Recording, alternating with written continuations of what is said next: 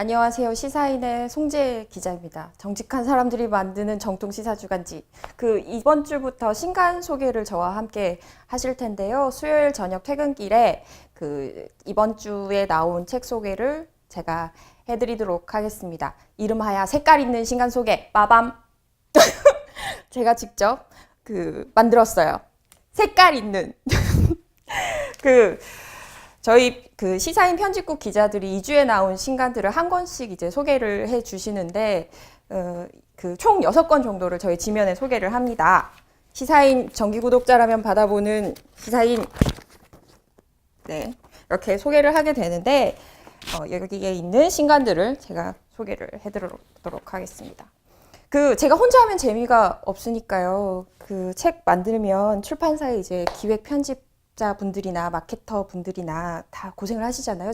저자도 계시고 그리고 옮긴 분들도 계시겠죠. 번역서의 경우에는 그분들께서도 저와 같이 짧은 만담이라도 하시려면 이렇게 함께 해주시면 좋겠어요.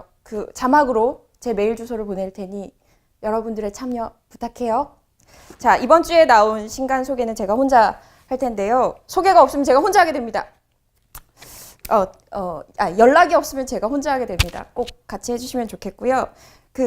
변진경 기자께서 소개해주신 도시의 발견이라는 책입니다. 이 책은 정석 씨가 지으셨고 메디치가 펴냈네요. 변진경 기자가 한 줄로 꼽은 문장을 먼저 말씀드릴게요. 사람이 건물을 만들고 건물은 도시를 만든다. 오늘날 도시 사람들은 내 집, 내 방, 내 공간에 과도하게 집착하면서 공유 공간에는 지나치게 무관심하다. 이런 개인 공간 과다 집착증과 공유 공간 불감증을 고치지 않는다면 우리 마을과 도시가 앓고 있는 질병도 고치기 힘들 것이라는 게 저자의 진단입니다. 동의하시나요? 서울로 대표되는 한국의 대도시는 공통적으로 실핏줄이 사라지는 문제를 겪고 있는데 작은 집들과 가게들이 사라지고 크고 비싼 것들만 남게 됩니다. 극소수가 돈을 벌고 부동산을 통해서 사실은 많은 사람들이 부를 축적하죠. 다수가 삶의 소소한 행복들을 잃는다. 권력과 자본이 영리하게 팔기 좋은 도시를 만들려고 할 때 우리는 어떻게든 살기 좋은 도시를 지켜내야 한다. 저자는 국내외의 다양한 실험 사례를 통해 그 해법을 궁리했다라고 적고 있습니다. 내부를 보시더라도 여기 젠트리피케이션 혹은 재개발로 사라지는 도시에 대해서 이렇게 설명을 하고 있고요. 그리고 다른 국내외 도시 혁신 실험 가능한 지금 진행 중인 도시 혁신 실험이 진행 중인 도시들에 대해서도 소개를 하고 있습니다. 수원과 전주 등등이 있네요. 다음 피고가 된 사람들이라는 책입니다. 이건 이제 고재규 편집국장께서 추천을 해주신 책이에요. 토머스 케인건이라는 사람이 지었고 그리고 안티고네에서 펴냈습니다. 제가 모든 책을 다 읽진 않았어요. 그리고 저는 별로 책 읽는 걸 좋아하지 않습니다.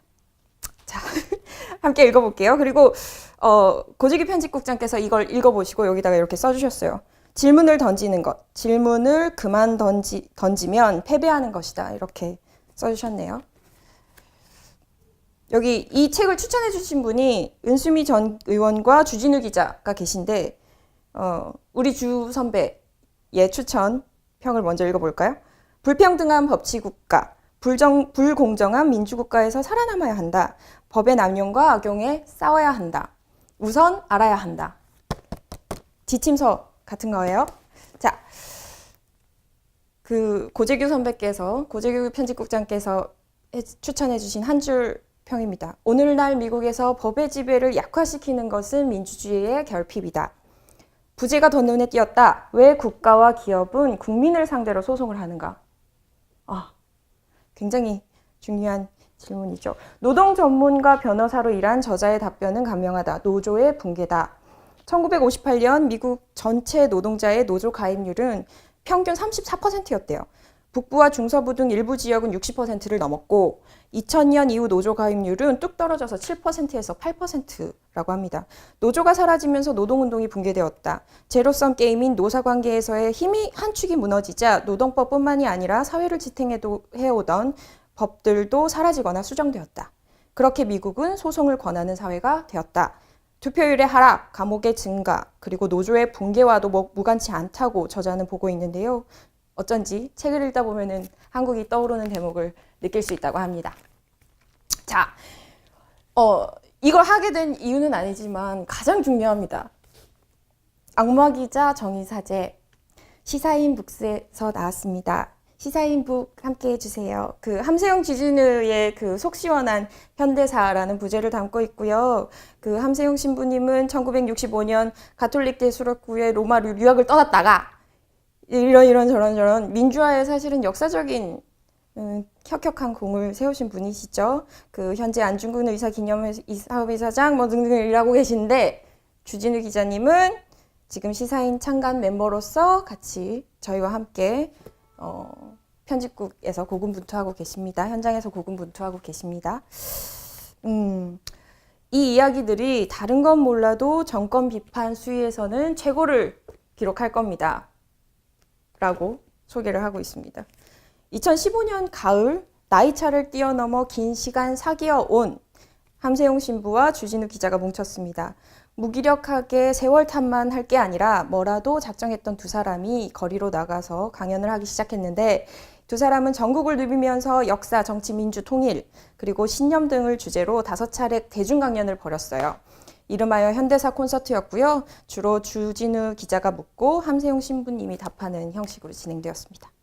그 1974년 천주교 정의구현 전국사재단 창립부터 함께해온 함세용 신부는 한국 민주화의 상징과도 같은 인물입니다. 그 천주교 정의구현 사재단이 출범하게 된 사연, 그리고 부마 민주항쟁을 불러일으킨 YH 사건이나 인혁당 사건, 이런 현대사의 주요 장면들을 통틀어서 이명박 그리고 박근혜 시대의 문제를 짚어보고 있습니다. 다음 추천해드릴 책은 엄마됨을 후회함이라는 책입니다. 장희로 기자께서 추천을 해주셨고요. 이 책에서 뽑은 한 문장, 엄마가 될 것인가 말 것인가에 대한 여성들의 자기 결정권은 존중되어야 한다. 요새 낙태 문제에 관해서 굉장한 이슈가 되고 있죠. SNS상에서. 그때 읽으면 좋을 책일 것 같아요. 왜 우리가 엄마의 모성애에 관해서는 이렇게 과도하게 어떤 것들을 부여하지만 엄마가 됨으로써 엄마가 됨으로써 겪어야 하는 여러 가지 문제에 대해서는 왜 단 한 명도 알려주지 않는가, 이런 이야기들이 오가고 있는데, 여기에 대해서 장희로 기자의 추천평, 이 책 추천평 들어보도록 하겠습니다.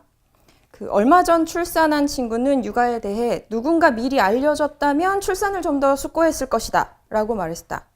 많은 이들이 새 생명에 대한 경의와 기쁨을 이야기하지만 그 뒤에 숨어있는 노고에 대해서는 공론장에서 단 한 명도 이야기하지 않는다.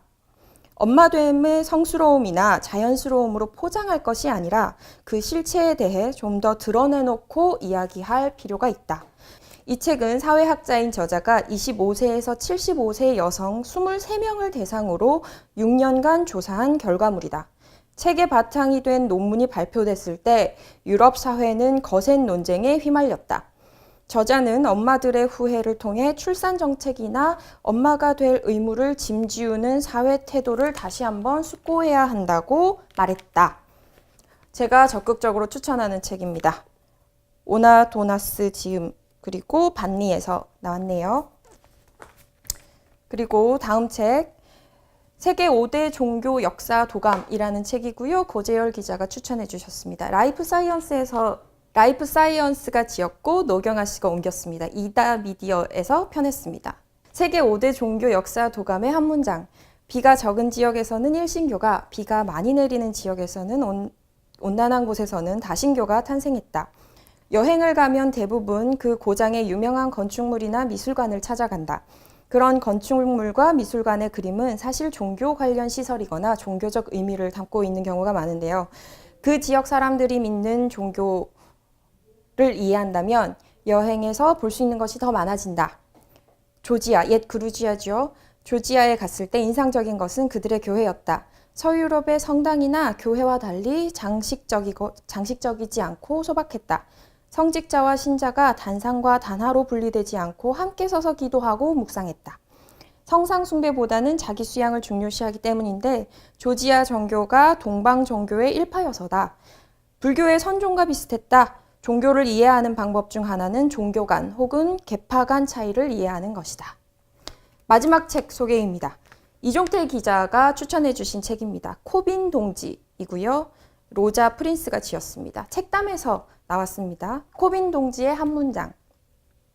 속에는 무시무시하고 타협을 모르는 저돌적인 정치가가 도사리고 있다. 우파가 기존 질서를 지킨다면 좌파는 소외계층을 대변하는 세력으로 흔히 묘사된다. 지금은 이런 구분 자체가 희미해지고 말았다. 제도권 좌파의 글로벌 대표라고 할 수 있는 영국 노동당과 미국 민주당이 1990년대 이후 오른쪽으로 한껏 치달아 버렸기 때문이다. 그러다 보니 우파가 대규모 재정 긴축과 핵 전력 고도화를 추진하면 좌파는 상당한 긴축과 핵전력 세련화를 요구하는 시대가 되고 말았다. 대중들이 좌우 제도권 정당의 공의 환멸을 느끼는 이유다. 이 책은 정치 혐오를 정치 열광으로 바꿔놓은 영국 노동당 제러미 코빈 대표의 일대기다. 그의 도전이 영국을 통해 세계를 바꿔놓을 잠재력을 갖고 있는지 책을 통해 성찰해 볼 수 있다고 합니다. 자, 오늘의 신간 소개는 여기까지고요.